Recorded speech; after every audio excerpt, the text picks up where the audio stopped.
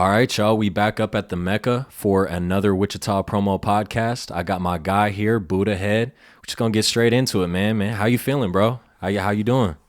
I'm feeling pretty good, bro.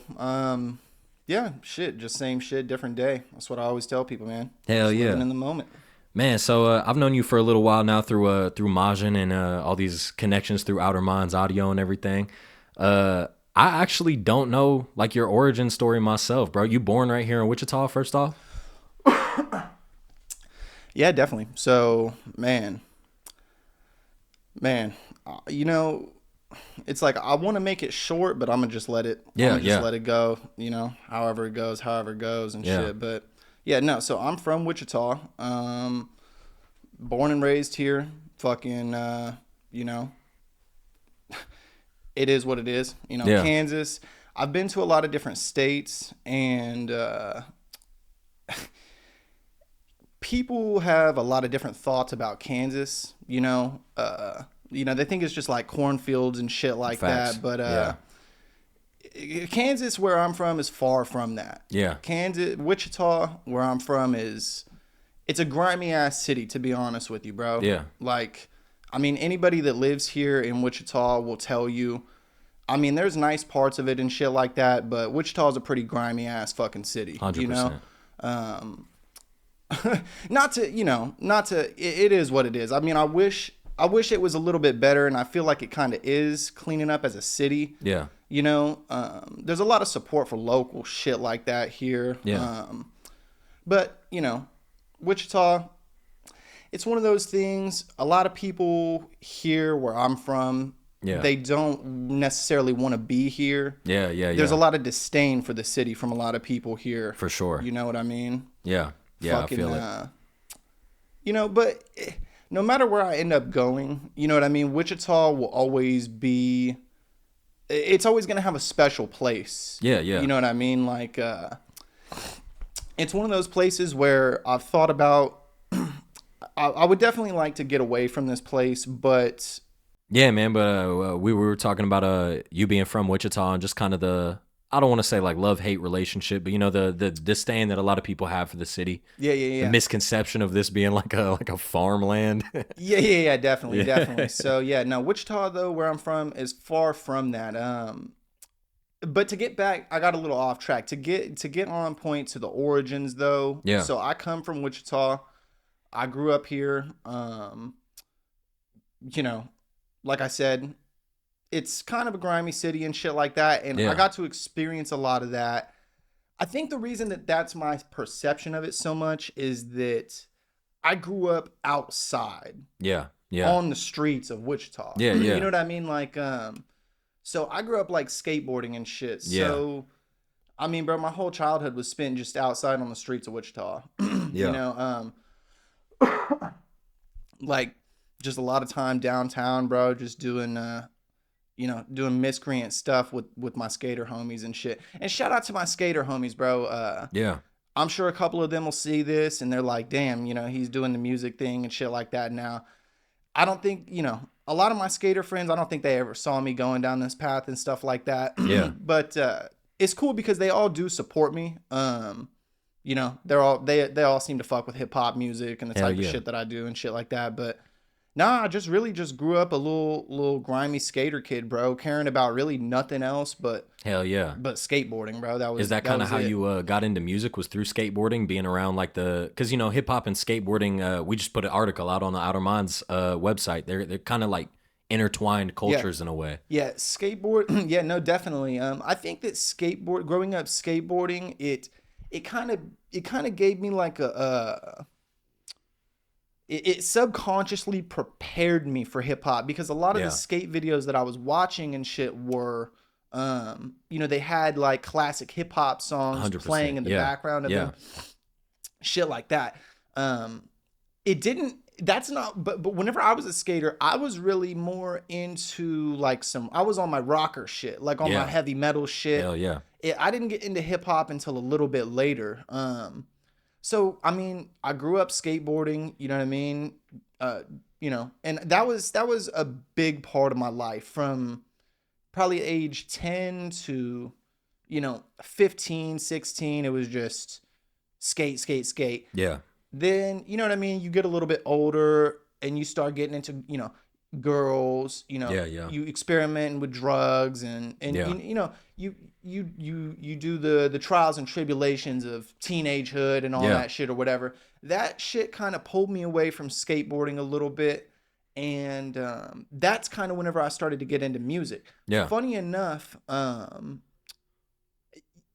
didn't get into hip hop until I was maybe 16 years old. Yeah. And I remember like I had people try to send me like Tribe Called Quest shit, MF Doom shit, and I really wasn't feeling it. Like Yeah. I was like, I don't know, this really isn't. I just didn't really fuck with it at first and shit like that, But I eventually just stumbled into hip hop and just became my new skateboarding. Yeah. Hip hop Yeah. became like my new it's like whenever I get into something, it kind of becomes my whole world. You know what I mean? I feel that. Yeah. So, I went from skateboarding being my whole entire world to now I got this hip hop thing. And it was I never really had hip hop playing throughout my life. Like I never had anybody really introduce me to hip hop and shit like that. Yeah. It was I mean, there was a couple of hip hop songs maybe that I liked and shit like that, but yeah. I was gonna ask that because as a homie of yours who's watched you cook, knows how your beats sound and everything. You're a very like versatile dude. You like a lot of different sounds, and I can tell like you're very rooted in a lot of like funk and jazz and soul and stuff like that. I was kind of wondering like how did that turn into rap? Like, did you grow up more on like the soul and funk side? No, no, I like that. I like that question. Yeah. Because that's another thing is that no one put me on to any type of funk music or soul or jazz music or anything. That was another rabbit hole that I pretty much found and discovered myself and kind of had to, just discover that whole world by myself. There was nobody to tell me like, these are the greats of this era and this and that. It was just like, whoa, what is this? And just went and discovered it. Right. Yeah.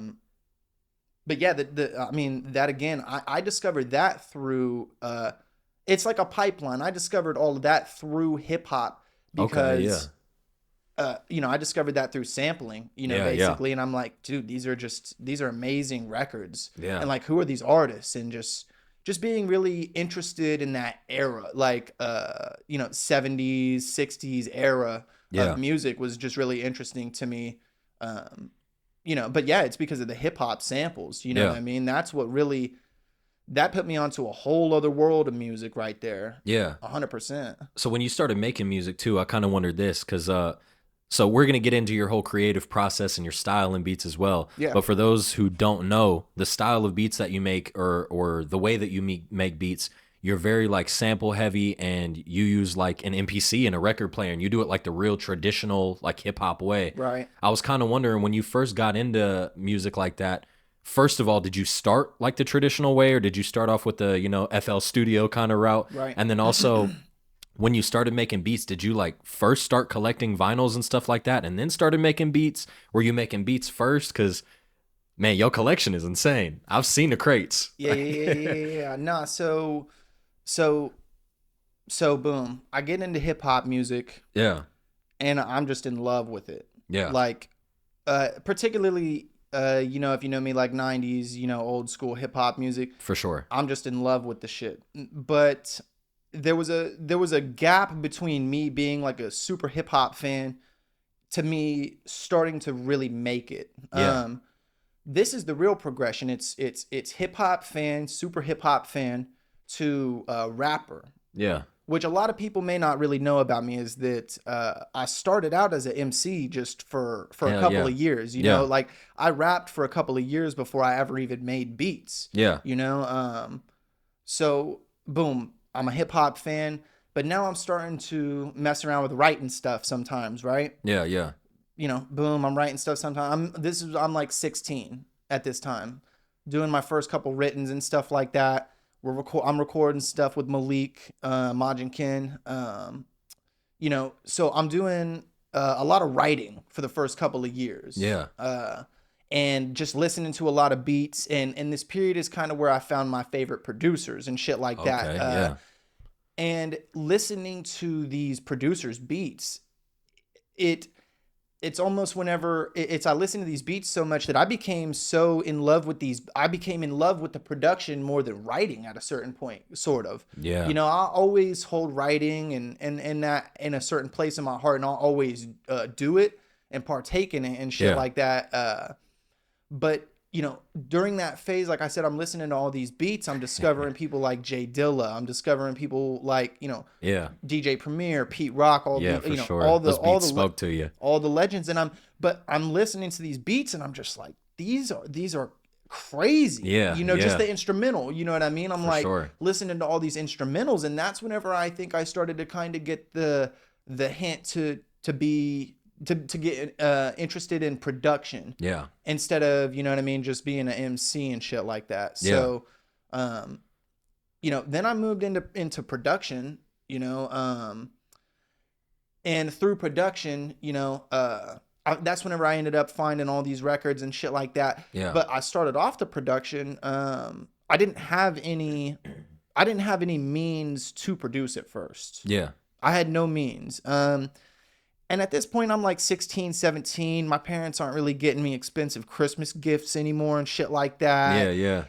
So it's kind of up to me to get, you know, production equipment. I wish that I would have got into producing sooner, because I think about that. I'm like, if I would have got into it when I was, you know, 11, 12, 13, I could have asked for some of this shit for Christmas and shit. And I could have, you know what I mean? It would have helped me get a lot of the stuff. I'd have been a lot, I could have been a lot further on along, you know what I mean?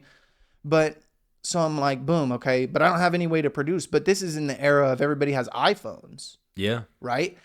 So I'm like making beats on my phone with like dubstep apps. Like, you know, like there were also at the time, there was not a lot of good sampling apps for the iPhone. So what I ended up going with was GarageBand. So I'm like, boom, I'm making these little, like, making beats with GarageBand. And I'm looking up on YouTube, you know, like, dope samples, you know, 70s samples and stuff like this. And I'm going through these playlists and just sampling whatever I think sounds cool. But over time, I start to familiarize myself with all these artists and shit like that. You know, and I'm sampling this stuff and I'm using the iPad, and I'm really just doing it really just for fun, you know, The first beats that I ever made were nothing close to what I wanted to make.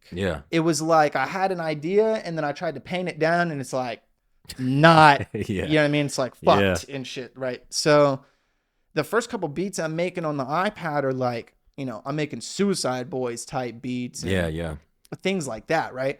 And it was cool though. I'm still having a lot of fun. I'm like, this is really, really fun. And I started messing around with the sampler. And like I said, you know, going through playlists, okay, boom, I'm starting to make my first little sample beats. You know, cool. These are some cool little 90s beats. But it started to sort of, people started to like the beats. I mean, I play them for people and people like the beats and shit like that.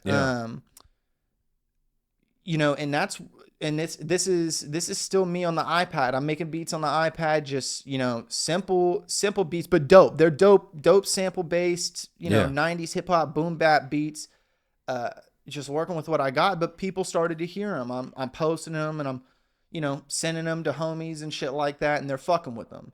I'm like, okay, this is, you know, cool, whatever. And I sold my first couple beats off the iPad. I sold a beat to the homie Easton. He was the first dude to ever buy a beat from me. So he pulled up and he gave me a crispy $50 bill. Hell yeah. Pulled up to my house, gave me the $50 bill, and that was the first beat I ever sold. I sold it off the iPad. And that, I'm like, oh shit, okay, so people will pay me for these? You know what I mean? Like, I just, like, what the heck? You know, I'm just doing this out of fun and stuff like that, you know? It's just fun for me. I'm like, someone to pay me for this? That's kind of crazy and shit. And then, you know, same thing, whatever, just living my daily life, making beats. And then I meet the artist Sir Charles. Yep. I meet Sir Charles, and I go over to his house. Or no. Actually, we were over at shout out to my homie Thane. Yeah. Yep. Shout out Thane. I fuck with Thane. Yeah. Big shout out to Thane. I go over to the homie Thane's house, and Sir Charles had came over. Yeah. And I was playing some beats off the iPad or something like that, and he's like, "What are these?" You know what I mean? And he was like, "These are really dope." And I'm like, "These are my beats or whatever." And hell shit. Yeah. And he bought some beats for me right there. I think I walked out with 100. And now, mind you, I pulled up over to Thane's house, no money in my pocket. Yeah. Driving a beater fucking car and shit like that. Drive over to Thane's house, and the only intention, I think I was just going over there just to hang out and cook up. I think he had some merch to give me or something. He was gonna give me like a shirt, and just randomly Sir Charles walked in. And that happened, and I left with $100. Fire. That was so. Boom, whatever. That was cool. And then I leave, and I get in the car, and I'm like, "What just happened?" Yeah. I just went over to my homie's house. No one said nothing, and someone just gave me $100 for like just beats that I have on this iPad. Now, mind you, at this point, this is when I'm working with the cracked iPad. Yeah. I'm working with the broken iPad. If you know Buddah, you know about the shattered iPad. Yeah. Like my shit was completely shattered, completely shattered. Not like a little shatter, like I'm talking the whole shit was shattered. I'm getting like glass in my fingers while I'm making beats. Yeah. And real shit. I'm getting glass in my fingers while I'm making beats and shit, bro. Real shit. Yeah. So, but anyway, that's the iPad that I sold that I made that happened off of. So I get back in the car, my shattered iPad, and I'm like, what just happened? I just went over to my homie's house to hang out, and a rapper came over and bought a beat. And now I'm leaving with $100. I could go get some tree, and I could go get something to eat now. And I'm like, that was so the first couple of beat sales for me. Yeah. I made them off the iPad still, and they were very like monumental or whatever to me, like as a producer, as far as like hell yeah, that shit. And so boom, I'm like, okay, once I'm like, this is just really fucking me up. I'm like, someone would give me money for these and shit. And so obviously at that point, one is, if you're smart enough, you're forced to start to take it serious. Yeah. A little bit, right? Hell yeah. So then that's whenever things switched from hobby to like, oh, maybe I should take this as like a serious. I should probably take this serious. Someone just like, I'm making money from this, and I'm not even trying. Like, what happens if I actually try to start, make this like a little side hustle, make this a little grind or whatever. Yeah. And so that's whenever at that point I got FL Studio. Okay. Right? Hell yeah. I'm like, okay, boom. And mind you, I'm highly intimidated of FL Studio. Because me coming from the iPad GarageBand, I feel like a little amateur, toy producer. That's the other thing that I'm like, that's fucking me up about some of these beat sales is, I'm like, bro, I'm selling these off of an iPad and shit, like this is crazy. This is basically a toy and shit, like whatever. So I'm like, I gotta get something better. I gotta get something that makes me at least look like a real producer. Yeah. Like, so boom, I get FL Studio, and I'm very intimidated, but for no reason, because I figured it out extremely quickly. Yeah. Like once you learn any DAW, you can kind of take that and apply it to every other DAW. Yeah. Hell yeah. Except Ableton. Now, I don't know. I don't know much about Ableton, but producers say Ableton's fucked off. I don't know. Yeah. But so yeah, I'm starting to learn FL Studio, and it's going good. Boom, boom, boom. Whatever. What made you kind of like steer away from that over time? Because we are in the age of like FL Studio and BandLab and Logic and all that shit being like the clear, easy route that everybody takes. What made you kind of steer the other direction and go to the MPC and the traditional hip hop route? Right. No, that's a great question. So it'll all make sense because I have the perfect answer. Yeah. So it's like I said, me listening to the producers that I listen to, Yeah. they didn't make beats on a fucking iPad. 100%. None of the beats that I'm listening to were made on an iPad. Only person I can think of is maybe like Madlib. Now he be doing that. Exactly, Cool. and that's his modern stuff, right? Facts. Exactly. So Yeah. I'm listening to all these old school beats, and logically, Yeah. I'm just trying to think on a logical tip. I'm like, okay, they made what did they use to make beats? Yeah. Okay, well, they're using records and they're using drum machines. You know what I mean? They're using analog equipment, mixing boards. You know what I mean? Shit like that, right? Yeah. They're not using iPads and FL Studio. That shit didn't exist. You know what I mean?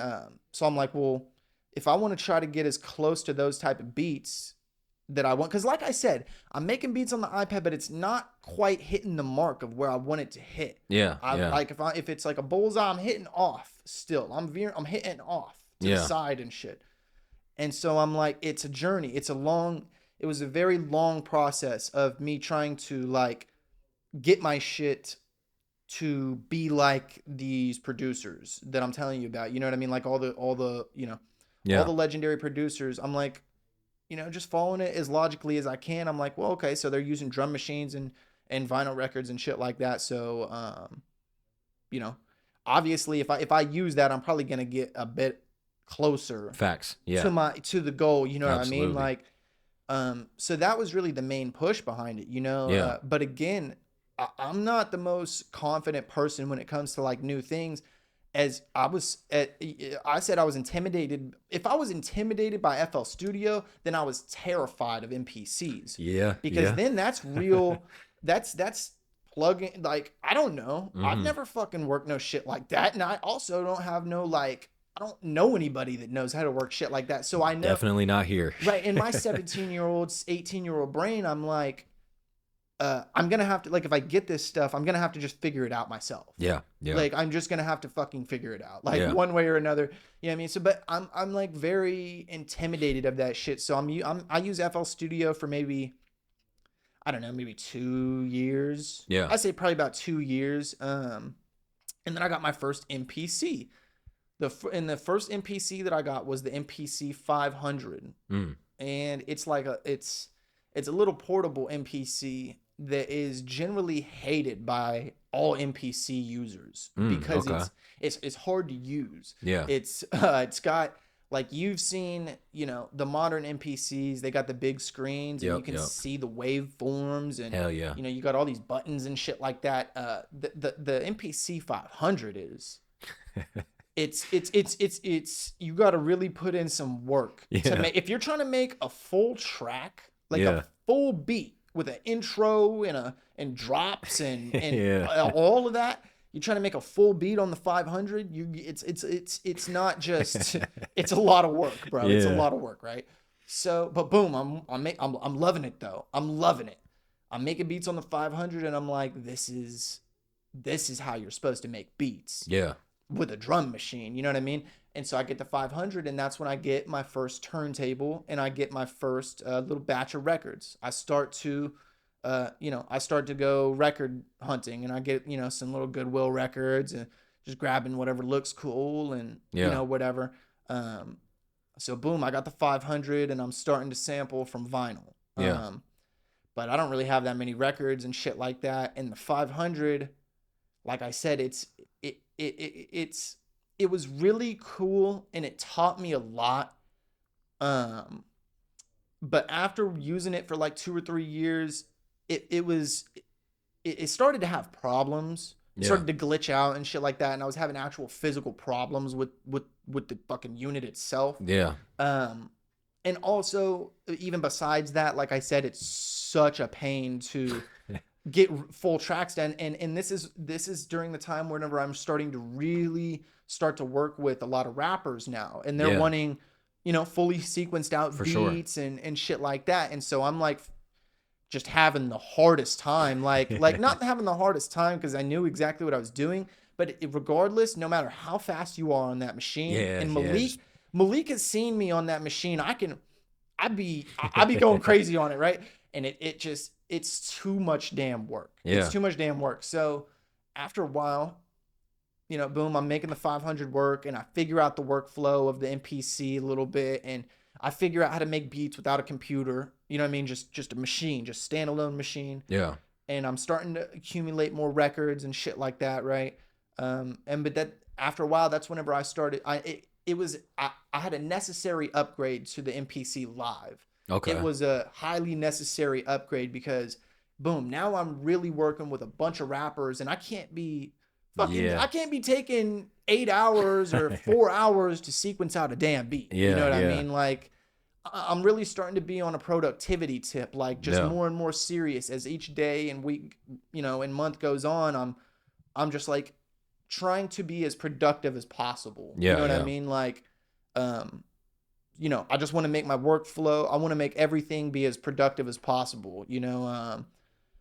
One side note, that's one thing about vintage gear. There's a big modern resurgence on vintage drum machines and shit like that. Yeah. And I would not honestly recommend vintage drum machines for new producers. Yeah. Like it's almost too much work.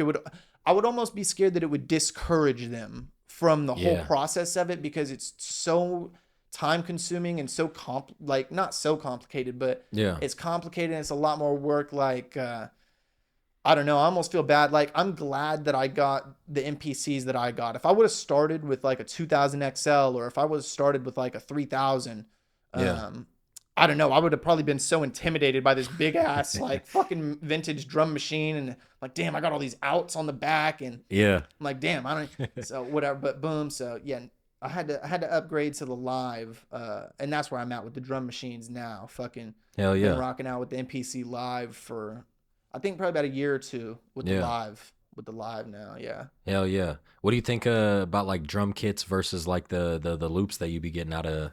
I've watched you pull drums out of like records, and that Yeah. blew my mind. Right.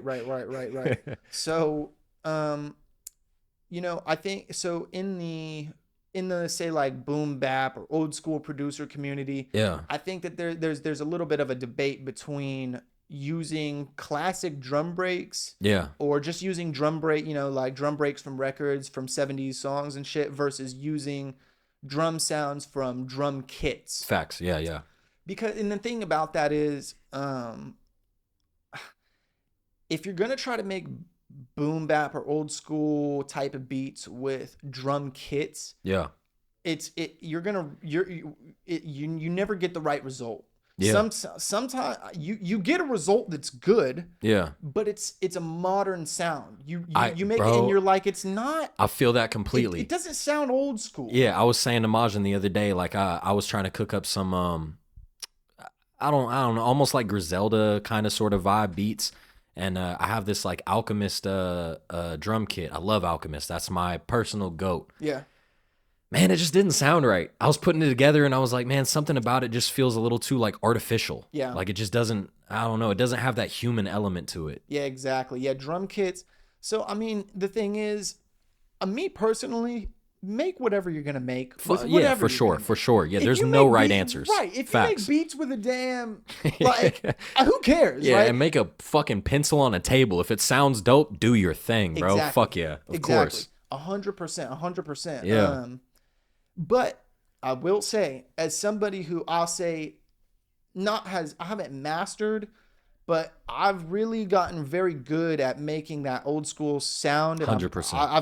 I've learned a lot of tricks to the trade, and I'm gonna be honest, it's just the drum breaks is what makes these old school beats like have that feeling, that old school type of feeling. If you're not using break beats, it's gonna lack that old school feeling. Yeah, you know what I mean. And so I mean that's a tip to anybody, because I see a lot of people say that they struggle with making boom bap beats. Yeah, they're like, I try it, but it's not right. And that's the answer.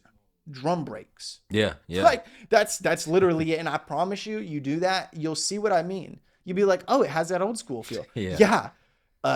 You got to use drum breaks. Yeah. You got to use break beats. Particularly, I would also recommend learning the like classic break beats, because there's a list of about 50, 7,500 really classic Yeah. fundamental break beats. Yeah. They're just so fundamental to hip hop. Yeah. You know, it's like, bro, go make a beat with Honey Drippers and Impeach the President, or go Yeah. make a beat with I was about Melvin. to ask, what are some of your like favorite ones? Because I know you're that type of dude. Like, you know exactly. I sat there for a little like behind the scenes knowledge for the people. I sat with Buddah and we cooked up, you know, what, a week or less ago. Yeah, yeah. And I watched your process, and it's nuts to see that like you know your shit so well, and you know what you want to create so well that you can, you know, find a melody, find like a sample that you want to chop up. You put that together, and then you're able to be like, oh, you know, I think the drum break from this song from this year would sound dope. And I'm like, dog, how the fuck do you know that? Yeah. That's nuts. Yeah, no. So, like I said, there's like, you know, well, I mean, there's endless break beats out there. Facts. But as far as the classic ones, the fundamental ones, there's like 50, Yeah. 75, 100, maybe a little bit more. Yeah. You know? We'll just call it 100. Would you never know? even have known that if I didn't meet you. Oh, yeah. Oh, dude, definitely, bro. Yeah. Definitely, bro. And these joints are so fundamental. And so I think, you know, anybody that collects vinyl and does old school hip hop type of beats, Yeah. they're aware of these break beats. They know which ones I'm talking about. And if you're collecting vinyl, it becomes, I need all of these. Yeah. I need all of these. And so I got maybe you know, 20 Yeah. joints, but you know, I'm gonna list a couple of my favorites that I have right now. For sure. I'm gonna start by saying Detroit Emeralds, You're Getting a Little Too Smart. Yeah. It's a crispy break. That's the break that I used whenever we cooked up. Yeah, it had yeah, like yeah. the green cover and it's got the 3 guys on it. I Okay, don't know if you yeah. remember. Hell yeah. That's a real crispy break. I mean, it's just it's as good as it gets. I mean, it's like, you know, just such a good break. Yeah. Another one that I have that I was really excited to find was Lou Donaldson, Ode to Billy Joe. Another just, I mean, probably gonna say this about all of them, but just really dope breaks. You know, Ode to Billy Joe. If you know, you know. It's got that loud ass snare, that pow ass snare. Yeah. You know, and that's been used in a lot of beats that I really like. You know, when I found that one, I was just like, I had to kind of stop myself from like screaming out, you know, and shit. There's not a lot of record stores and shit in Wichita and Facts, shit, yeah, so yeah. I'm kind of limited. So whenever I find one of these classic joints, I'm like, oh, that's a diamond in the rough right there. Hell yeah. Yeah, Lou Donaldson, Ode to Billy Joe. That's an ill one. Oh, another. You know, this is an easy find. You'll find this probably in any damn record store. But Grover Washington Jr. Hydra. Yeah. You know, just such a good break. I mean, like I said, probably just gonna say the same thing about all of them. Just really good break. Hell just yeah. a really good break. I want to think of one more. That I have. Oh, you know what? I got to answer. This is the last one I'll say. Yeah. For the ones that I have in person or did have. Yeah. I had, this is one of my favorite ones. Probably the favorite fucking break I had in my collection was Skull Snaps. It's a New Day. Okay. Or I think it's a brand new day, or it's a new day. Yeah. Something like that. But fucking, that's another one that any of my breakbeat collectors, you know the Skull Snaps joint, right? I had the Skull Snaps joint. Someone took it. Someone took it. I left it at a studio, and I don't got the Skull Snaps joint. No Man. more. It's all right. Records are replaceable. But that was a really dope one to have to just sit there and hold. If you know about the Skull Snaps joint, it's just a really dope cover. It's got the skull on it. Yeah. It's just an ill cover. That was whenever I found that. Now that was a reissue. That was Okay. let me get that straight. It was not an OG copy. This was a reissue, so it's not anything to really be. But I was still, when I found that, I was like, yeah. got the Skull Snaps joint, right? So, but I don't got the Skull Snaps joint no more. Unfortunately. But but look, there's a lot. actually, that I still want, but I would like to name a couple that I'm desperately, desperately that I would love to find. One, I mentioned it earlier, Honey Drippers, Impeach the President.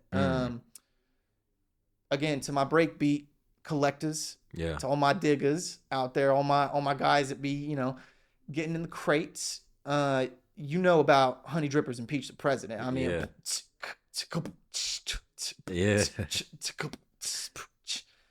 I would say that's probably, top 3 most fundamental break beats to hip hop. It's like you can't get more hip hop than Honey Drippers, Impeach the President. It just doesn't get any more hip hop than that. Another one, this is more of a deep cut, but if you know, another one that's just such a good break, Brethren, Outside Love. Yeah. Super crispy break. Just so ill. Hell yeah. I want to think of one more too. One that I use a lot. This is one that I use a lot. A real grimy break. This break beat makes me feel like I'm in like a swamp with like I'm like, I don't even know, like I'm in like an alleyway and it's a bad situation though. Yeah. Like I'm in an alleyway and it's just dark and it's bad and it's one dude coming from one end and it's one dude coming from the other end too. Yeah. And you look and it's no good outcome. That's how this breakbeat makes me feel. Lee Dorsey, Get Out My Life, Woman. Okay. Look, if you know, that's it. It's so muggy. It's grimy. It's the epitome of a grimy drum break. Hell yeah. It just, oh man, that break. It don't get no better than that. I love that damn break. Hell yeah. But yeah, man. And I mean, there's a lot more.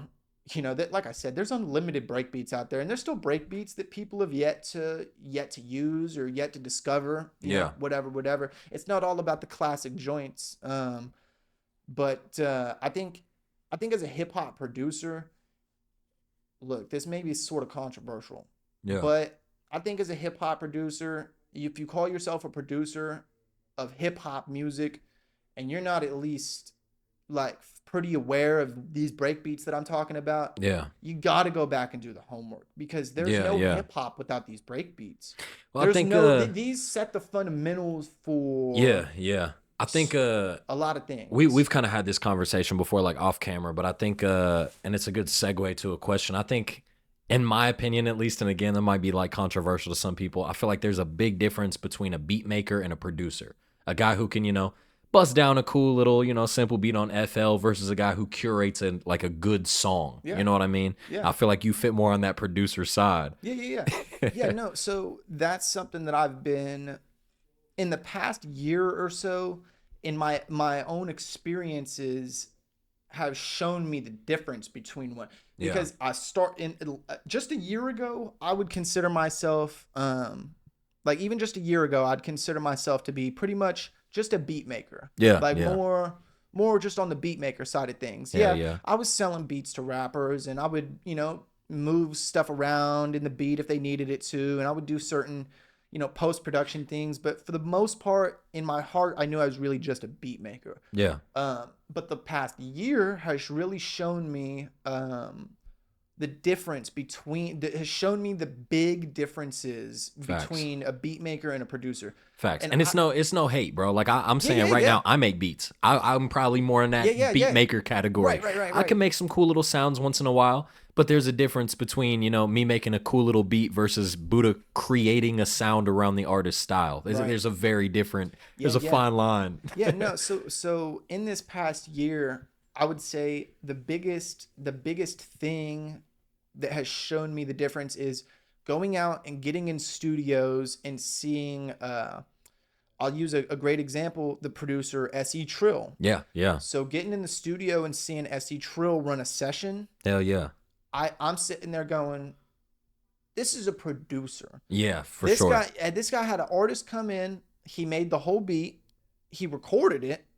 Yeah. All of that, right? A producer is somebody that can run a session. Yeah. To make it as simply put as possible. Sometimes I get a little long-winded. Shout out to SE Trill, man. Motherfuckers don't know. I will not say names. I'm not that kind of guy. I'm not gonna call nobody out. But hey, if you know, you know. SE Trill also be writing. If you some of you rappers that ain't got a pen game, hit your boy up. Hit up SE Trill, man. He'll ghostwrite for you. He got you. SE Trill, he got a little pen game. He really do, bro. SE Trill, you already know the deal. Hell yeah. Nah, big shout out to SE Trill. Because like I said, sitting around guys like him, I go, oh, this is a producer. Facts. This is what I'm trying to do. Like, fuck just making beats. I'm trying to run sessions. Facts. So I would say that's the biggest difference. If you don't know how to run a session, then you can't call yourself a real producer. You know what I mean? There's a lot of people that are really ill beat makers, but they can't run a session. Facts. 100%. You know? And I would say another person that I sort of find a lot of mentors online as well. And there's a producer, he goes by Bricks Domain. And that's what he says. He's like, you got to leave the house. You got to get into studio sessions. Yeah. And you got to start running sessions. Just sitting around making beats. That's not gonna cut it.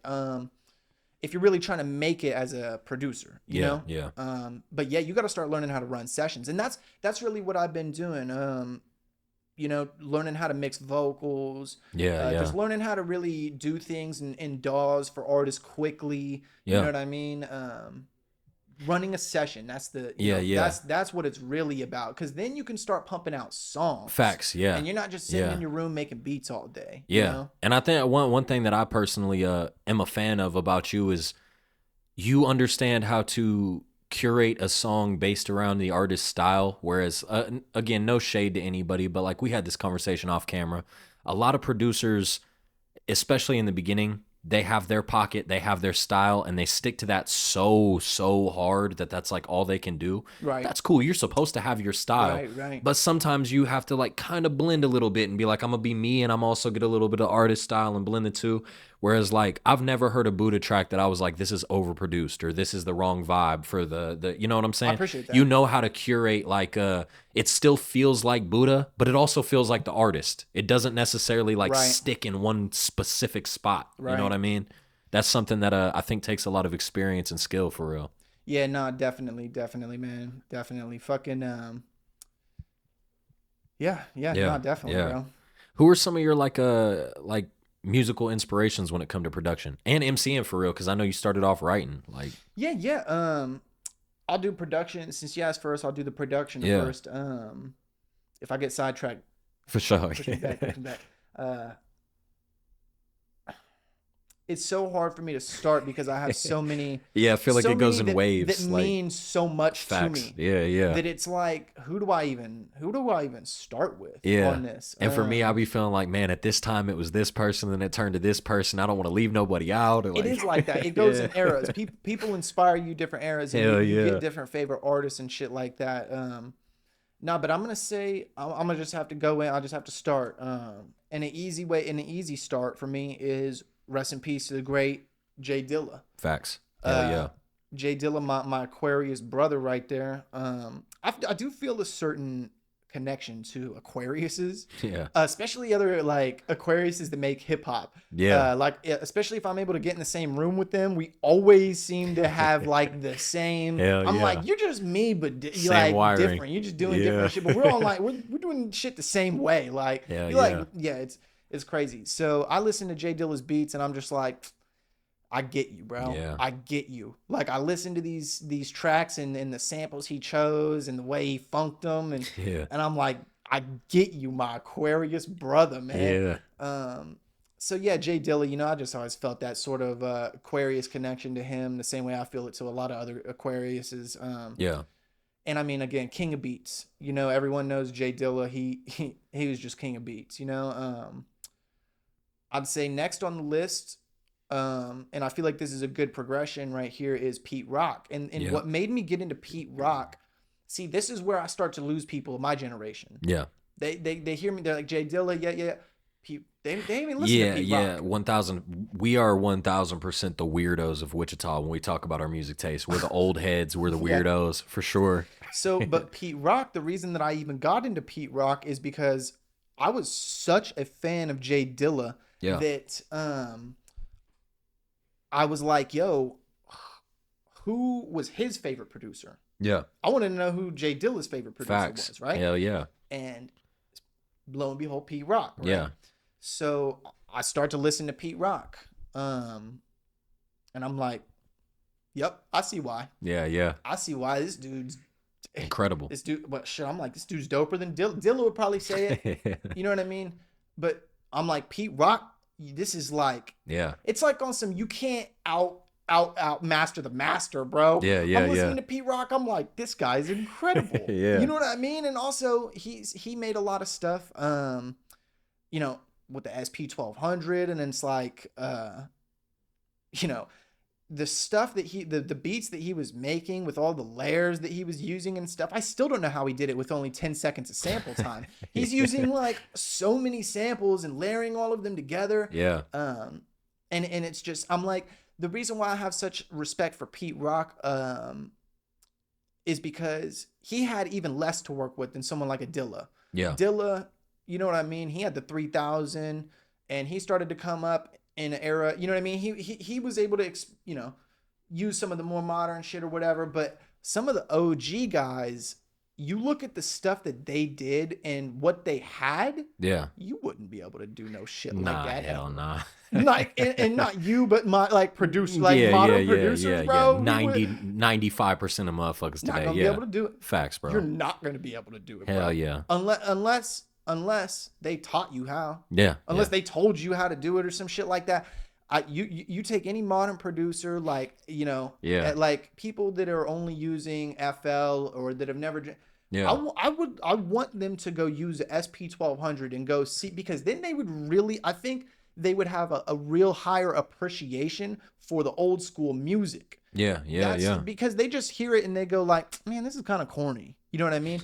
But if you saw what it took to get these beats done, yeah, you're like, bro, this is crazy. No, this beat is crazy. Yeah. Like, this is crazy. You don't have the appreciation for it because you don't see how fucking hard it was to freak samples and do all this shit like with SP 1200s. Like it. You ain't got no time stretch. Well, you got time stretch on the S950. Yeah, you know, but it's like so. Anyways, back to my point. Like I said, I get a little off track sometimes. That's the reason why I love someone like Pete Rock so much over some of the people that came after him, because I'm like, it's the equipment that they use. Yeah, he was working with nothing. The limited resources and the products that they made from it. Yeah. I'm just like, this is amazing. Hell so yeah. On to the I'm gonna say, man, it's so hard. Yeah. But you know what? This is an easy answer for me. Easy Mo B. Okay. Yeah. Easy Mo B. I was talking to you about him the other week. Easy Yeah. Mo B. He produced a lot of stuff for Biggie. Hell yeah. And like I told you too, he was the only producer to work with Biggie and Pac. Crazy resume. Hell yeah. That's crazy. That's the only producer insane. to have that accolade yeah. right there. The only one to work with them both while they were both alive. Rest in peace. Easy Mo B, I don't even got to explain nothing. If you've listened to his beats, you know they got that Easy Mo B sauce. They got that it's that flavor in your ear. You know, it's just something about his shit is just incredible. I love his style. Next mention, man, Lord Finesse. Hell yeah. Lord Finesse. Yeah. This is another guy. People of our generation, they're not on Lord Finesse. Yeah. But as far as like important producers of the 90s, I think he's a slept on one that people of our generation. Tell the people how old you are, bro. We never established that. Oh, right. So I'm 26. That's nuts. Yeah, right. So I'm 26. I feel like, me too. I feel like 26-year-olds don't have this conversation. Right. Yeah, no, right. Yeah, not definitely. Yeah. Definitely. And especially where we're at too, it's a big shortage of, for sure, of this type of stuff in the city that we're in. Facts. You know? I love Wichita and we have an insane amount of talent, but we are 90% drill. Yeah, right. There's that's the thing, man. There's so much talent here, but so much drill and trap music right now, which is dope. I love drill and trap music, but there should be a little bit of a balance. Yeah, Come on, y'all. Right. Shit. Right. Yeah. So, but yeah, no, fucking but you know, Easy Mo B, amazing. Hell yeah. Lord Finesse, amazing. Next guy I have to mention, Large Professor.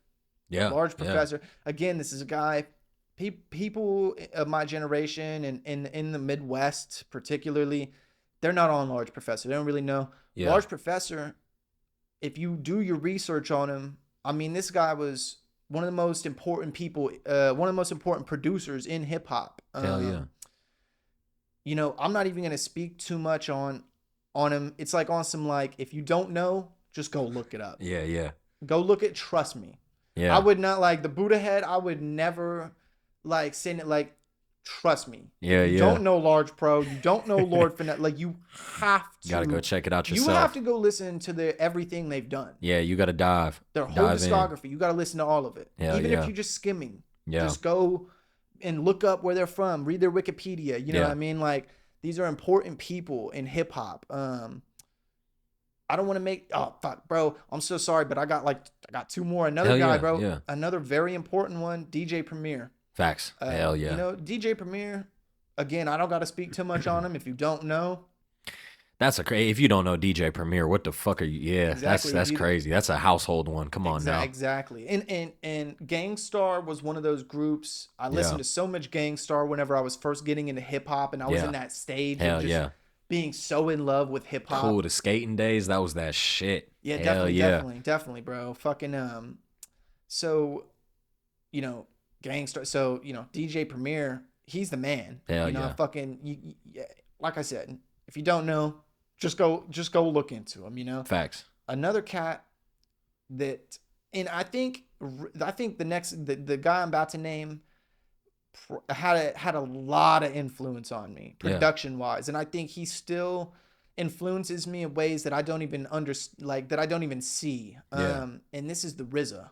Okay, yeah, hell yeah. The RZA is like it's like I'll word it like this. Every other person that I just named, I figured their style out. Yeah. I figured their style out. Like, oh, okay, Pete Rock, you use that hi-hat. That's that's the Pete Rock sauce. Or like Easy Mo B, you be doing shit like this, that's the Easy Mo B sauce. Yeah. Large Pro, you be always doing shit like this, that's the Large Pro sauce. RZA, what the fuck is the RZA sauce? Yeah. RZA, I can't crack the code on what RZA was doing. Yeah. I can't crack the code on it. I listened to, and I'm particularly talking about I'll just say, like, you know, their first album, the first Wu-Tang album, and then Wu-Tang Forever. Yeah. I'm just like, I can't crack the code on this. It's just so unorthodox. I think that's what RZA really inspires me to be as a producer, is to embrace the unorthodox. Yeah. Embrace. Get out of the box. Who gives a fuck if the keys are out of facts? Like, bro was using out of key, or, you know, out of tune pianos, and the bass lines out of key and shit like that. Yeah. But it's dope. Facts. It's like the dopest, craziest beat you've ever heard. It makes your head almost fall off. Like, I'm about to. This is crazy. I can't even contain myself, bro. This is some crazy shit right here. I was driving to work one day. I was working at Chipotle, driving to work, and I'm bumping Fourth Chamber. Again, if you know, you know, I'm bumping Fourth Chamber loud as hell. Yeah. And this is like this is me on my bugged out shit. Yeah. I was playing it so hard, my transmission blew out. I'm not fucking playing with you. Yeah. I was like, and it was like the energy was so, it was like tangible. Like the energy from this beat playing out of my speaker. Transmission blew out. Yeah. Transmission motherfucking blew up in my shit. I had to drive, like, I drove the shit the rest of the way to work. Barely fucking made it and shit like that. Driving this fucking car with damn blown out fucking transmission. But RZA beats will motherfucking blow your transmission out. Hell yeah. Yeah. And I just haven't cracked the code on that guy. But and I could go on and on. Honorary mention Madlib. You know, there's a lot of fucking, there's a lot of producers that inspired me in a lot of ways.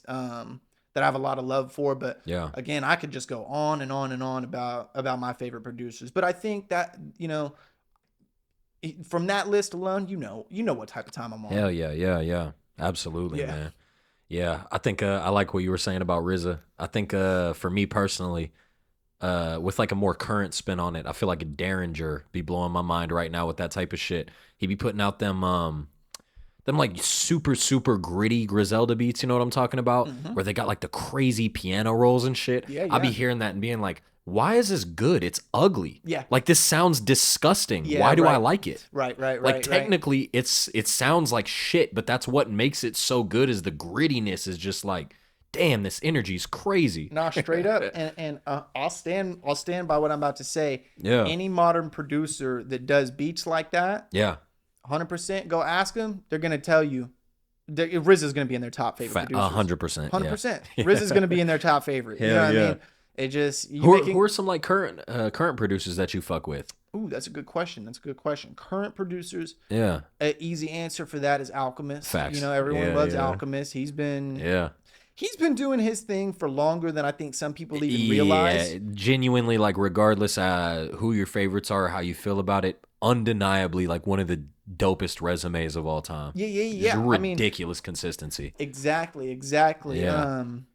I mean, honestly, I urge you to, if you've only ever listened to modern Alchemist stuff, you should go listen to some of his old stuff. Bro, I even liked when he rapped. Like, the Hold Me Down there, like when he was rapping, that shit was fire, bro. Come on. And he had a whole different style back then too. Yeah, and it was a very distinct style, and it was a dope style. Yeah. That old school Alchemist style, but now he kind of changed. His style up, but I like it though. Yeah, he's big on the influence from like that Rock Marciano kind of wave. Love it. Slow, Hell yeah. Just Yeah. weird, obscure type of joints. Uncomfortable, but like in a good way. I love it. But still smooth, Hell kind of yeah. funky sometimes. Fuck yeah, and it's got that clean banging sound. You know. Hell what I mean? yeah. I love the Alchemist. Yeah, definitely. Shout out to Alchemist. I'm trying to think, what's another good modern producer that I'm fucking with? Yeah. Man, I listen to so much old shit that it's like, Hell yeah. I just got a list of like fucking old dudes. Nah, hold up. There's Madlib is still, he's still out here doing his thing. That's still like somewhat, you mentioned him. That's fairly current. You know what I mean? Yeah, he's current. He's with the times. still doing his thing. Right, Hell right. yeah. Nah, there's some other dudes. Give me a sec. You know who a dope one is? DiBiase. Okay, that name sounds familiar. I'm trying to think of what I know by him. You probably heard him from Malik. Okay. Malik, Hell yeah. Me and Malik will play DiBiase beats sometimes. He's got a real dope, like lo-fi type of style. For sure. Oh, bro, you know another dope underground producer that's got those ill, grimy, crazy beats? Future Wave. Oh, Future okay. Wave. Fuck yeah. Future Hell Wave, yeah. he's got crazy beats. Fuck yeah. Big Ghost Limited. Yep. Hell yeah. Crazy shit too. Hell yeah. Shit, we were talking about Conductor Williams earlier today. I'll be forgetting he's so close. Fucking Kansas City. Hell yeah. I did not know he was a KC I didn't either until Majin said that. That's Yeah. Fuck I had no yeah. idea. I had no idea. He's just hopping I see and it skip though, away. because I went to pretty recently I went and saw Mike and it was in KC. Yeah. I went to Kansas City and I saw Mike and he had Anicia. Or no, that was the other show. He had Chinator open up for him. Shout out to Chinator, really, really dope singer. And she was going up, performing her stuff. She has like I don't even know how to describe her vibe, man. She's so dope. She all over the place. Shout out to Chinator, man. Her music's so sick. But she kind of bounces back and forth between like, some pop vibes, some like UK garage vibes, some like all over the place. And then we're in Kansas City, mind you, for this show. And then she just kind of stops the music and she's like, this track is produced by somebody you guys might know. And then it goes, Conductor, and the whole crowd melted down. Like, everybody was freaking out. All these kids are like, oh, fuck. That's dope. And I was like, hell yeah, he got the city locked down. That's dope. That's fuck dope. with that. Yeah, I didn't even know he was from KC, but to see the love he get out there, yeah, that was so sick, man. Yeah, definitely. Shout out to Conductor. He was another guy that Hell yeah. that I was thinking of. Definitely. Conductor. Hell yeah. He's dope. He's dope. Yeah. Is there any like rappers or MCs that you really fucking with right now currently? There's a lot of guys that I would love to work with. Fuck yeah. I mean, it's a long list of guys in the underground that I would love to work with. Hell yeah.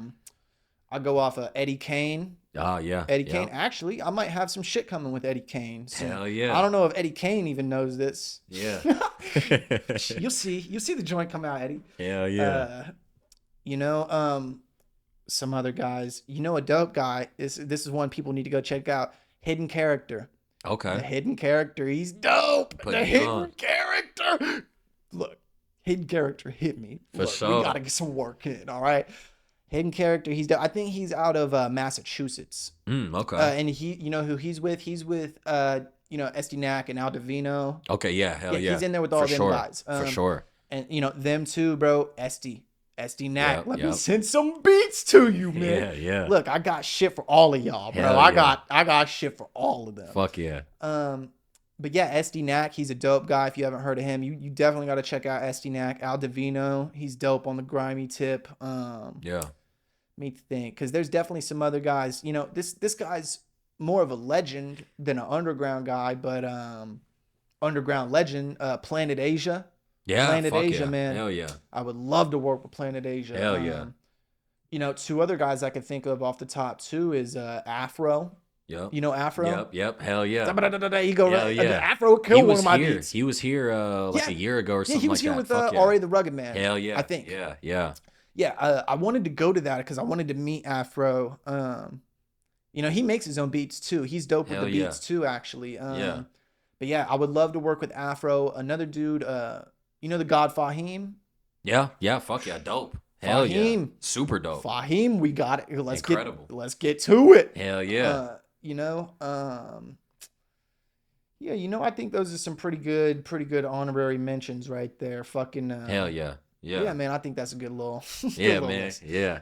You know, we talk obviously off camera like every fucking time we meet up about it, but like it's definitely been inspiring being around the whole like OuterMinds team and everything we got going on. I genuinely feel like we got like the Wichita rap Avengers right now. It's pretty sick to see like the group of people we got.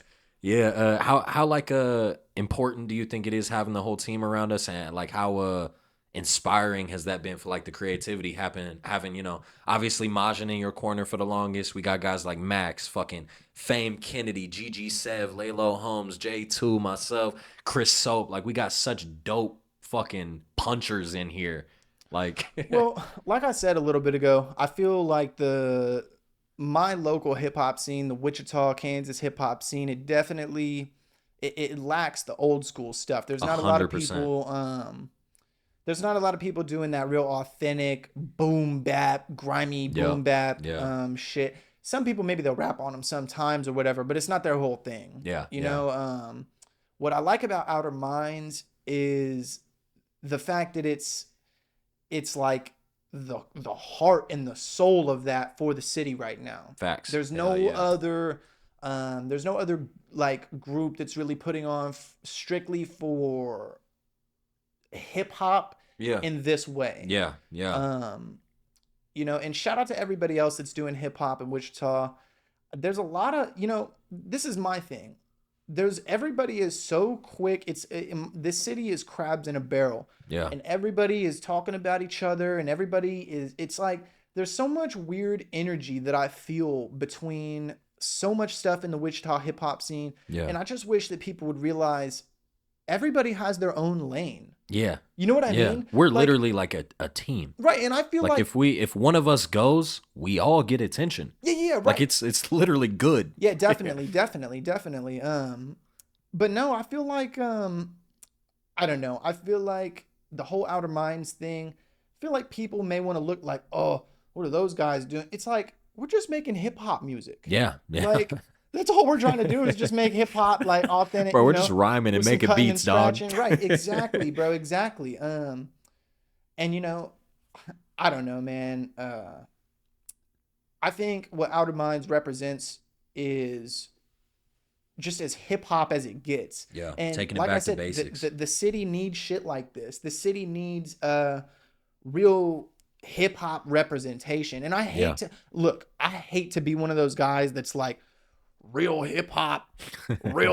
I'm not one of those guys, bro. I'm very tapped into I think modern the beauty hip-hop of it, as well. I think the beauty of it is that like when all of us come together, our intentions are to embrace like traditional hip hop, to create traditional hip hop, to keep this shit like, you know, rooted in tradition, but at the same time, we all still fuck with modern shit. We all dabble in trap. We all dabble in this and that. We still fuck with everything. We can still adapt. Right. But, you know, we keep it rooted. Yeah. You know what I'm saying? Yeah, no, and like I said, dude, it just seems to be the city isn't as together as it is divided. I would say it's more divided 100%. Than it is together. Yeah. But I think what Outer Minds has to offer to this city, which is going to be dope, that I don't think the city really has yet, is a hub for physical distribution as 100%. well. Yeah. So I mean, as much as we are on our hip hop mission and shit like that, the big part of this thing too is helping artists get their shit on vinyl. Yeah. Like, you know, that's a huge part of this mission that I'm super excited about, is helping artists get their music out on physical media. 100%. You know what I mean? So, you know, Outer Minds, we have our team, and we have a team of people and shit like that. Yeah. But ultimately, this is going to be a hub for, Wichita or anybody outside of Wichita to get physical distribution, get your shit out. And especially, it doesn't matter if you've released stuff on vinyl before or if this is your first time, but this would be a great opportunity for people that have never released stuff on vinyl. You know what I mean? Yeah. So it's like, man, and obviously, like, from an artist standpoint, if we're being real, like 90% of income for artists nowadays comes from physical sales. Like, you're going to make your money either from touring. Right. It's either going to be touring or physical sales. If you want to make a career out of this, that's the move you got to do. But even outside, just like the money aspect, like, the importance of the physical shit is it's traditional hip hop shit. Like, it feels, I don't know, bro. I'm so excited to be able to see my own shit on a vinyl. What a cool feeling. Exactly. And we're in an era of we're in an era of hit record. Yep. Got the song. Put that bitch on DistroKid. And it's on everything. You know what I mean? And that's dope that you can do that. 100%. That's dope. You can build a sick. fan base. Facts. You can, that's amazing that you're able to do that. But it's a different craft to put something together and be like, I'm going to create a fully fleshed out project that I'm going to sell to people. Right. Yeah. It's different. In the era where people are just so, that's just like, I think people forgot that it's even an option to release 100%. Your music on vinyl. Like, you don't have to release, you can make an album that and you just don't even goes out physically. Exactly. 100%. You don't even have to, and that's what we're trying to do. That's money. Yeah, no, definitely. That's the part people don't realize. Definitely, bro. So it's like, everybody's so focused on just uploading stuff on streaming services, which is dope. That's how you build your fan base. 100%. You got to do that too. Yeah. But you got to release physical shit too. You got to have physical shit for sale. You know what I mean? So I think Outer Minds is going to be a dope hub for that as well. And honestly, bro, I can see, me and Malik have always said, we can see ourselves as a bridge. Yeah. And for things that are even bigger than Wichita, way bigger than Wichita. But, like I said, we have our team, but, the whole goal here is really, not the whole goal. There's a lot of other things. But one of the biggest goals is get shit on physical distribution. I think, honestly, that might bring a little bit of unity to the city, or at least I hope so. Yeah. You know what I mean? Because then at that point, we can start to tap in with different, different artists that may not make the same type of music we make, but we can get your music out on vinyl. You know what I mean? Yeah. And so, I don't know. I just feel like it takes that one person sometimes to bring everyone together. For sure. Or that one person to put the... To put the white flag up or whatever. And I think it could be Outer Minds that brings a little bit more unity to the city. I hope so. And the hip hop scene specifically is what I'm talking about. Everyone's so on their own note, and I feel like everyone's looking at what everyone's doing, but we're not. We could all be giving each other game. We could all be benefiting from each other, shit like that. But yeah, dude, that's one thing I do want to say too is, I hope it kind of becomes a bridge within the city locally as well. Yeah, definitely. Reach out and get connections with everyone else in the city too that wants to get their shit on vinyl. Yeah, absolutely. Yeah, man. I want to know I want to know your thoughts on like actual musical shit a little bit more. So I thought of this question just off the top of my head. Being a guy who's like rooted in like the traditional hip hop, you produce the real like traditional way. What are your thoughts on like the AI music going on right now? That's All right, I'll tell you. Look, I'm gonna come with an unorthodox opinion. Yeah. This is why you gotta fuck with the Buddha, because I ain't never gonna have no negative shit to say just to say some negative shit. Yeah. I have an opinion on it that I feel like varies from a lot of people. I'm not bothered by AI sampling. I'm almost like, I'm cool if you manipulate it. If you, Yeah, I can see that. I know some people that like, I know people that, you know, they'll go to Suno and be like, give me a, you know, a piano melody. And then they take that out and then they chop it up, they make a beat around it. I'm like, cool, that's not that much different from sampling. You just getting around clearance. All right, I'm not mad at that. Yeah. It does upset me when I like go to a Spotify and I see like, oh, you've got a fully produced song by Suno and you have fucking mixing and mastering by Lander. I'm like, dog, you didn't do shit. If you're doing that, that's nuts. Please stop. Please stop. Please. That's crazy, bro. Just please stop. And if I'm being completely honest, I say that I'm not bothered by like the Suno sampling and the AI sampling as long as you're manipulating it. But I still don't necessarily like love it because like, why, bro? There's a million samples out there. Well, there's so many things you can grab from. It's a good point. And it almost forces me, like I said earlier, make beats with pots and pans. Make beats with Suno. Do whatever. Make beats with whatever. Yep. If you're being creative, that's what matters. Yep. Ultimately, I would urge people, you don't need Suno. You are Suno. It's modeled after you. Go to YouTube. What artist do you want? Are you making a beat for A$AP Rocky? Go on YouTube and look up A$AP Rocky samples. You will find a full folder of 1,000 songs with perfect samples. Right. You really don't need to like. You can support a real human. Real shit. Like, you know what I mean? You know, I don't hate on it, but like, you don't need it. Yeah. You really don't. If you do need it, you probably shouldn't be doing this. Yeah. Well, it's like, I'll word it like this. I think this is what people need to think about like this. It's like, you could have a robot feed you your food. Yeah. Why? That's retarded. Like your arms work. You can eat you can just do it. Like you could have a robot feed you food, and maybe you could set it to where it could feed you faster bites per minute than you could actually do with your human arm or some shit. It's ridiculous. Why, bro? This shit is ridiculous, right? This is like crazy. Yeah. So that's kind of how I view that. It's like, I mean, bro, there's a piano and hands. What the fuck? You are Suno. Like, facts. What the hell? Yeah. No, I will say another alternative opinion on using AI in music. You want to know how I used it a couple months ago? I haven't used it like this in a while, but I was just curious to see what it would give me, and it actually there was some promising results. Bro, it is good. Like when people say like AI can't take over, bullshit. It's dropping some great songs, dog. It does a good job. It's scary. Yeah, it can do a lot of crazy shit, but it's all about how you prompt it. I'm sure it's all about how you prompted. What I did. Sure. I was like, well, how can I use AI to be more productive with my music and shit, or you know, whatever. I was like, find me some samples like this with this feeling from this era. And it was actually showing me some kind of cool stuff. Some of it, I was like, find me some like RZA, Alchemist, you know, whatever type samples, and it was not on the mark. You know, like it was sometimes it would be right on the mark, sometimes not. Yeah.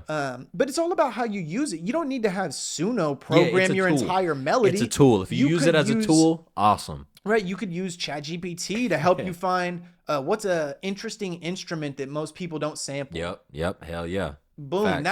That's a creative way you could implement AI into your music, but it's like, don't have it fucking feed you. Yeah, it should be an implementation, not the full thing. Don't have it fucking, you know, feed you every bite. Hell yeah, I feel that's crazy. What do you think about because we talked about this when we cooked up a little bit. How do you feel about like the minimalist like drumless beats that are like kind of in style right now? That's my shit. That's my wave. Yeah. Guys like this is a dope underground producer. You already probably know who I'm about to mention. Yeah. Nicholas Craven. Facts. Love him. You know, he's real dope with and Derringer too. Derringer, he got the scary beats, but he's nice with the drumless joints too. Hell yeah. I think the drumless joints are really dope. I think I've seen people go, bro, why are they rapping on the part where they're singing on the vocal? Like normally with sampling, you look for the parts that don't have vocal on it, that don't have singing. With these drumless ones, they just loop. The lady will be singing and they'll rap over it. And it'll be, you know, but that's ill. That's the style of it, you know, or whatever. I think it's dope. Some people may say like, oh, it lacks creativity. You're just looping like a song or whatever. I think they're really dope. I'm a pretty big fan of the drumless beats. I will say though, again, if you're a new producer, if you're like a modern producer and you're trying to make drumless beats, I feel like it's almost like this is like a whole other point, but I feel like there's a sort of there should be a natural progression as a hip hop producer. Yeah. You don't just start right here. You don't start in the middle and then just get to climb up and get to no, you should start at the history. Where did hip hop even come from? Yeah. Yeah. Okay, DJs, and you need to do your history on these things or whatever. Wait, what were we just talking about? Hold up, let me get back on track. Drumless beats. Hell yeah. So with the drumless beats, I think it's dope. If you've already made a million beats with drums in them and whatever, that's dope. But if you're more of a modern producer and you never really made boom bap beats and you're starting to do the drumless, it's almost like you're doing shit in a weird progression, like a backwards progression. You should really start and then follow it all the way through, and that's how you can really execute each style properly. Hell yeah. Because whenever you start going through, you start making these type of beats, and then you try to make these ones down here, but then you're trying to tap in with the new modern drumless ones, and then you try to tap in. You're gonna be all over the place. But if you follow hip hop production from where it started to where it is now, you have the context clues from everything in between, and why they're doing what they're doing. Yeah, that's why I was saying, like, I feel like me personally, I love rapping on those drumless beats. And I was telling you, I'm kind of dabbling with the beat making, and I want to learn how to make those. But I damn near feel like the move to make those properly is like, all right, well, let me buy an MPC first. Let me learn how to use the MPC. Let me chop up some boom bap beats. Over time, I'll learn how to like really perfect my sampling. Yeah. Over time, I'll learn how to get to that drumless vibe. Because right now, if I just load these fucking samples into FL Studio, sometimes I can come up with something cool, but most of the time it's like the sample feels a little off. Shit just don't feel like, you know, as weird as it sounds, a lot of the people that I look up to that hop on those beats, like an Earl Sweatshirt, for example, something that people don't understand, at least when in town, when I try to like, hey, let me get an Earl Sweatshirt kind of vibe of a beat, they don't understand that, like, if you listen to his beats, they're technically like wrong. Like, they're off beat. Everything's a little weird. Everything, the key is a little fucked up. It's a little uncomfortable. Well, and that gives me a perfect leeway to say better what I was trying to say, is that you got to know the rules before you break them. 100%. Facts. If you don't know the rules, then you're not really... Facts. And you're breaking rules, then you're not really breaking rules because you don't even know them. You're just doing stuff. So that's something that I try to tell people too. It's like... you got to know the rules before you break them.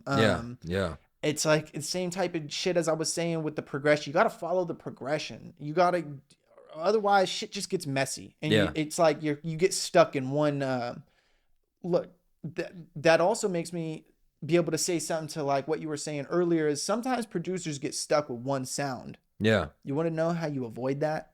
Again, you start from the beginning of hip hop. Yeah. And you do the history, and you see all of the eras, and you see and you will understand how every how do I word this? How everything relates to each other. Yeah. And you will see that it'll give you the context on why they are choosing certain sounds and shit like this.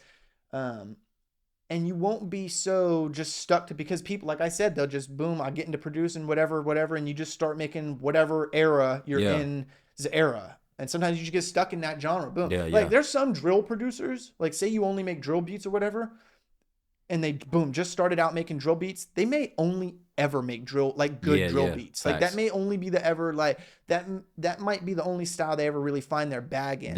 Whereas I feel like someone like me, whenever you really climb the tree, you're able to go through and really do whatever. Well, yeah, like, it's all a variation of the old shit. So if you know the old shit, it's like, okay, so all it is they changed this. They moved this drum over to here. They did this and this. Yeah. If you know the roots, it's easy to, to branch.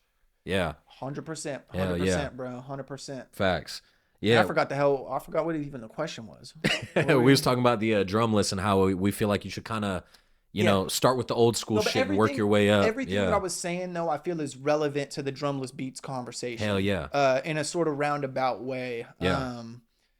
I think it's dope, though. I think it's a dope progression on, like, hip hop beats. Hell yeah. They're never always just going to be 90 BPM. Yeah.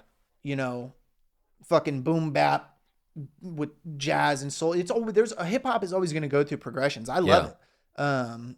I fuck with the drumless beats. I think they're dope, man. Hell yeah. Yeah. Man, I want to talk about before we get out of here. I kind of want to put you on like give the people a sauce a little bit. You know, tell us some shit that you rocking with, man. Put me on like some of your favorite artists from the different eras, because I know you listen to so much different shit. Who are some of your favorite, 90s MCs? Who are some of your favorite 80s? Who are some of your favorite soul artists? Because I know you all over the place with it. Yeah, definitely. Man, you know what? That's a guy I like that, but just artists. Yeah, because be a genre. We're also saying, for our age, these are kind of out of pocket conversations. A lot of people that are listening our age, they've never listened to Pete Rock. They've never listened to RZA. They have no clue what the fuck you're talking Lord about. Finesse, Large Pro, yeah, so like you really putting these people on. Yeah. Yeah, no, definitely. Man, favorite artist? That's a great question. Yeah. I'm gonna start with stuff that's not hip hop. Hell yeah. And look, you can't have a Buddah Head interview without mentioning James Brown, bro. Come on. James Brown, I mean, this guy. Fuck yeah. I want to be very careful about what I say because I respect the Godfather that much. Yeah. That I would only ever want to say the most eloquent, amazing words that I could ever come up with to describe or talk about James Brown. Yeah. You just can't, that's one of those people, the saying like, man, there was only one of them. There was only one James Brown, bro. There will never be. That guy was an amazing musician. He was an amazing, he had the funk. What's that Mavi bar? You fuck with Mavi? Such a good A little bit, game. yeah. That motherfucker said something about like, I be saying things that it ain't English words fitting for. Like, that's that's hilarious. Such a bar. That's exactly like, it's not English words to compare it to like describe these motherfuckers. Nah, bro. They beyond words. James Brown, look, without James Brown, you don't have hip hop. Yeah, James Brown is one of those dudes you can't even describe. Like, man, just go listen to it, bro. You'll get it. And again, this is a huge, I don't care if you've never listened to like, you never done the history on hip hop or none of this shit or whatever. Yeah. You don't even go listen to Lord Finesse and Large Pro, all them guys. No, it doesn't matter. Yeah. You got to start. Because again, it matters how far, you got to start at the root. Right? The further back you start, the better. Hell yeah. And if you just screw all that, just go listen to James Brown. Yeah. Just go figure out, watch a James Brown documentary, go listen to James Brown, learn about his band, learn about them when they were in their prime. Motherfuckers be thinking rap started with NWA and shit. Right. Like, dog, you need to go back further. Right. This shit started in like house parties. There's no hip hop without James Brown. Facts. Yeah. I mean, yeah, dude, he's the greatest, dude. I mean, look, Michael Jackson got a lot of his shit from James Brown. Yeah. Everyone knows Michael Jackson, but I don't think they even realize, especially people from my generation. Yeah. They don't realize like how influential James Brown was. Hell There's no Michael Jackson without James Brown. There's no hip hop without James Brown. I speak about this guy in such high regard for a real reason. You know what I mean? This guy was the music that he made. It fundamentally changed the world. Yeah. Michael Jackson and hip hop. Yeah. I mean that's world changing events right there. That's timeline changing 100%. level shit right there. Yeah. Some other artist. Another artist of that era that I really like. That are really look. I hold the JBs in such high regard as a band. I listen to other music of that era, and I'm like, you guys aren't the JBs, though. You guys are not the JBs. Like, you guys are trying to be the JBs. You guys wish you were the JBs. But someone that I listen to, two bands that I listen to, that I hold equally as funky as the JBs. Yeah. Kool and the Gang. Hell and everyone knows Kool and the Gang. Yeah. But Kool and the Gang, and someone that a group that people don't know as much. The people that be digging in the crates, you guys know who I'm about to say, but the bigger population, they don't really know, is the Meters. Okay. The Meters. I think they're from New Orleans, I want to say. I think they're from New Orleans. Funk group. Okay. Yeah. And they just have a sound that's just so good, dude. So good. I love the Meters. The Meters are so freaking dope. Another guy that you can't, that you have to mention if you're talking about, if you're having a Buddah Head interview and you're talking about influence and hip hop and shit, you got to mention Bob James. Yeah. Bob James, I mean, this guy was super influential to hip hop as well. You know, again, if you don't know, go look up Bob James. Go check out, you know, his most popular, the songs that were sampled a lot. Yeah.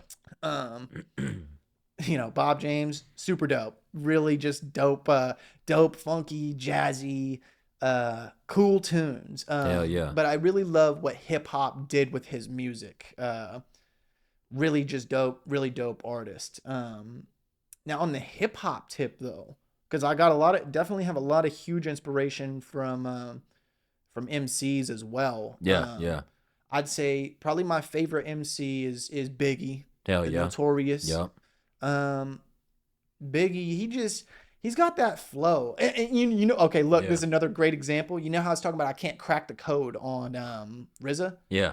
I could crack the code on most people's rhyme patterns. Yeah. And like, and all that shit. Yeah. Biggie. And I've listened to every Biggie verse, and I've been listening to him for years. Yeah. I cannot crack the code on how he does what he does. Yeah. He is just too smooth with it. Yeah. The way he goes from the neck, I can't crack the code on it. I can't do it if I tried. Hell yeah, I got a few people like that. I feel it. Yeah, I can't crack the code on it. It's just, and something about Big, I just always loved. I always loved his verses. I loved his pockets. I loved the way that he rhymed. I love his voice. And I love a lot of the beats that he rhymed on. Yeah. Again, that's why I like Easy Mo B so much, because a lot of my favorite Biggie songs, I'm like, who produced these? Easy Mo B. Yeah. Easy Mo B produced them. What's another MC that really inspired me? You know, this is like an obvious answer, damn near. But Eminem, man. Eminem, you know, modern Eminem, he gets a lot of. Look, you release Revival. Yeah. Yeah. I can't save you. Yeah. Bro. I can't save you from the populace after some of the shit that he's dropped. Yeah. But obviously early Slim Shady was world changing shit. And look, I'll be honest, he's like the guy, it's like, oh shit, a white guy can make it in hip hop? Yeah. You know, me as somebody who's white in a culture that did not originate from white people, right? Seeing that there has been white people that have been so dope and they loved hip hop so much that hip hop accepted them. Yeah. It shows someone like me, like, okay, no, I can do this too. Every white boy at very minimum had an Eminem phase. Yeah. Very minimum. 100%. Yeah. 100%, bro. Eminem was like, he spoke to us, bro. Eminem spoke to the crazy inner white boy. Hell yeah. You know what I mean? That angsty, teenage, like crazy white boy, you know? Like fucking, yeah, dude. You know, but again though, he's so technically sound. Yep. People know Eminem, he's a household name. You're never gonna rhyme that good in your life. Yeah, facts. Regardless of how you feel about Eminem, just in terms of technical skill, like you cannot touch that. You just can't. You're not gonna. You can't say shit. You put any MC up against him, they're not gonna leave. There's like an elite category of like, regardless of how you feel about them, like the Eminems, the Black Thoughts, there's certain guys that it's just like, you're not touching that, bro. You're never gonna get there. Yeah, exactly. Like, that's an elite level of lyricism. This is not human. Well, yeah, people will say, like, I see a lot of rappers be like, Eminem, I don't like. You don't gotta like him. If you were to battle, if you were battle him. He's one of those dudes that it's like, you don't gotta like him, bro. You're not touching him. You're just not. Straight up. You don't, regardless of how you feel, you're not rapping like that. Straight up. So Eminem, you know what I mean? Yeah. Dope. But enough about him. You know, another, again, there's so many to choose from, but off the top of my head, someone that comes to mind is Redman. Yep. You know, I just really like Redman. I like his energy in the videos. Yeah. I just like Redman's personality. That's something that I want to be, because look, if you know me, you know that I'm really kind of more of a serious type of person. I'm not really all like, now, don't get me wrong, I'll be laughing and making hella jokes and we'll be laughing and having a good time, but I'm really kind of a serious person most of the time and shit like that. And so I really always appreciate people that are a little more goofy, a little more silly, a little I'm pretty more. sure I've seen interviews where Eminem said Redman was one of his biggest inspirations. So that actually kind of makes sense. Like It goes early on. Reggie. Yeah. It goes Reggie, Jay-Z, Tupac, and Biggie. Yeah, Andre yep. from Outkast, Jada, Corrupt, Nas, and then me. On God. But it goes Reggie. Yeah, Reggie facts. Noble, Redman. It goes Redman. You know, Hell so, yeah. till Damn, I I forgot collapse. about that lyric till you said it. You right. Yeah, Hell till I yeah. collapse, bro. Man, we played some Call of Duty till I collapsed. Hell yeah, Man, bro. I played some Call of Duty. Hell to that. yeah, facts. Man, the Call of Duty commercials with the Eminem Yeah. in the trailer, those were so hard. Shit, you're the same age as me, bro. Yeah. When Lil Wayne and Eminem linked up for like Drop the World back when I was like 6, Yeah. I heard him cuss 1,000 times in 3 minutes. That was the coolest shit I ever heard in my life. So funny. That's so Me and my funny. friends was singing along, cussing, feeling so cool. That's so funny. Hell yeah. But no, Redman, and you could say the same about Eminem too. Even though he's a little bit more serious of a guy. Yeah. You also see the He goofy, had his elements of just like pure being goofy goofiness. and like him rapping in the voices, shock rapping, and like hell yeah. Yeah. Him doing funny Having stuff fun in the with it. videos. Yeah. Right. But Had a fake ass on. Right, exactly. You know, Yeah. so like I always appreciate people that are a little bit more, you know, a little bit more. Don't take themselves too serious. Exactly. Hell yeah. Exactly. I feel like I want to say one. I want to think of one more. There's got to be an ill honorary mention. You know what? Hell yeah. I'm gonna say Ghostface Killer and Raekwon as one person. Yeah. Fusion together as well. and because I think sometimes like I'll be in same shit from Malik. I'll just be walking around my daily life and I'm like, Ghostface would look at me crazy for doing this. Yeah. Or like if I was wearing this, Ghostface would be looking at me crazy right now. Yeah. You know, type shit. So they're like the voice in the back of my head that I can like trust. Yeah. Hold up, let me fix my Band-Aid real quick. I have a little technical. For sure. How many more questions we got left? Hey, we pretty much wrapping up. God damn, I'm talking forever. Yeah, we pretty much good now. Someone in this motherfucker? Yeah. I had to fix my Band-Aid real quick. Yeah, we wrapping up. Shit about to die soon anyway.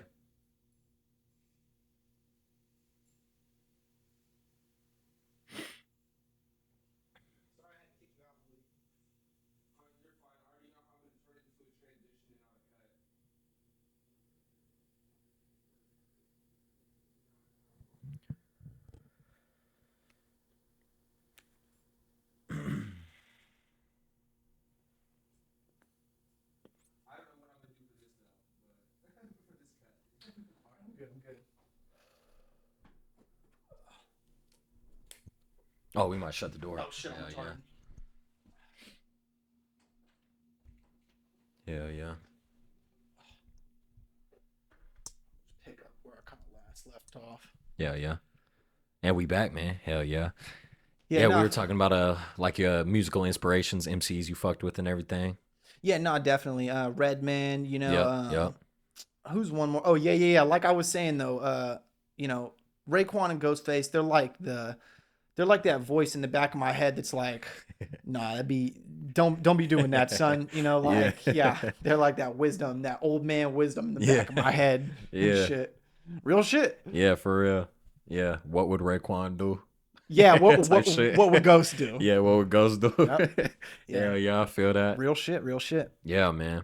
Man, before we wrap it up and get out of here, man, I want to talk about just, tell the people what you're working on. I know you just recently produced a project that came out. I know we talking about, possible beat tapes and physicals and everything. Oh, yeah, Just let the people know what you're working on, what they can look forward to, man. Yeah, definitely. So right now, I should probably do a little bit of self promo. I did just drop a project with a New York MC. Yep.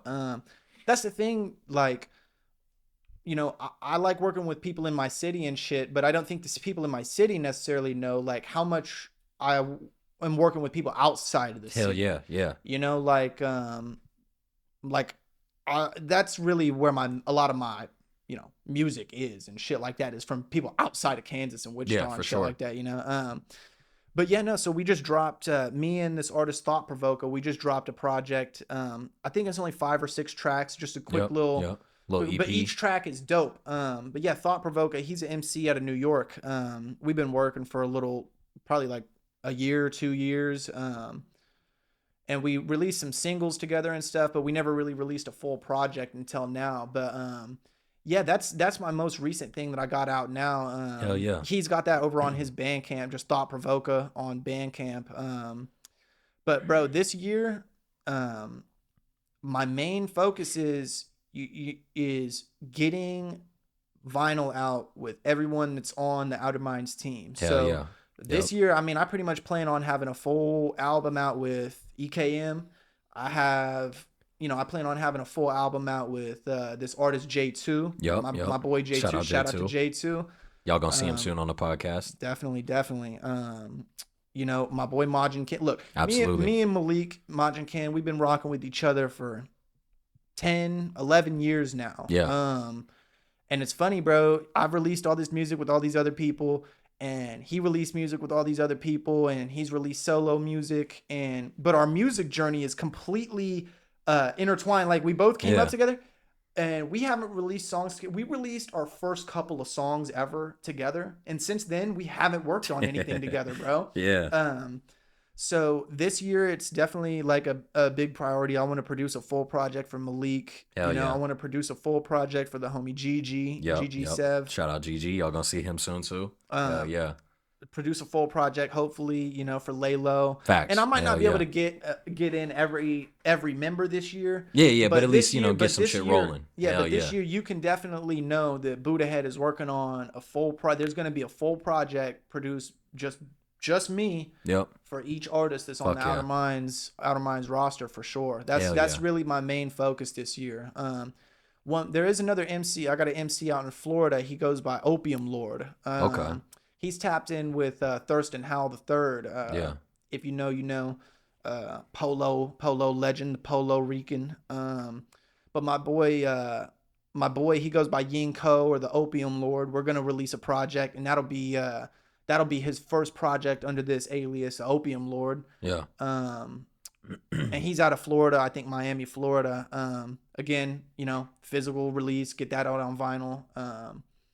But yeah, the main focus is definitely just releasing these projects for everyone on the OuterMinds roster. If you want to familiarize yourself with those people, if you care enough, you can go to outermindsaudio.com. On there, you can see the artist list and see everyone that's on there. You see me, and you see everyone that's on that list. But everyone that's on that list is getting a full project from me as the only producer. And make sure y'all go on that OuterMinds Audio and check out them blogs we've been writing as well. Me and Buddah both got blogs up talking about, just hip hop shit. So, that's another dope thing. If you go to the website, you definitely should check those blogs out too. Hell yeah. While I'm sitting here talking about all this hip hop history, that's a great place where you can go see some of the history and stuff that I'm talking about. They may talk about certain things that were slept on, or certain things that maybe slipped through the cracks throughout the years, and even modern stuff, write-ups on modern music, modern hip-hop music and shit like that. Definitely, if you want to go I'm a big like knowledge person, and big on trying to just fill my head with as much hip-hop knowledge as possible and shit. But if you're like that, you definitely got to check out the blogs on OuterMinds Audio. For sure. Real quick on the self promo, you can find me on everything at Buddah Head 316. Hell yeah. Yeah, man. Yeah, absolutely, man. I think we good, man. You already know we gonna run this back and end up talking again at some point. We're working on so many things, bro. Definitely have to, bro. Hell yeah. I appreciate you sitting down with me, man. Definitely, man. Before we get out of here, just in case there are any artists, producers, anybody who want to work with you, how can they reach out to you? Obviously you said your Instagram. Do you have like an email, anything like that people can reach out to? Yeah, definitely. So on Facebook, I know that may seem like a random way, but definitely tap in with me on Facebook. Hell yeah. Buddah Head. If you just look up at Buddah Head 316, you'll find my shit. Instagram as well, Buddah Head 316. Those are my main ways to contact me. For sure. Hell yeah. Yeah, definitely. Buddah Head 316, man. Get to memorizing it. And if you for don't, sure. It don't matter, because you're going to see it soon anyway, man. Hell yeah, absolutely. We're going to link all your stuff below, make it real easy for people to find your work and to reach out to you. Yeah, man. With that being said, I appreciate you sitting down with me and chopping it up, bro. I appreciate you, bro. Most definitely, bro. For Till sure. next time, bro. Hell yeah. Y'all gonna see us again, man. I appreciate y'all for watching, man. That was another episode. Salute. Sick. Hell yeah.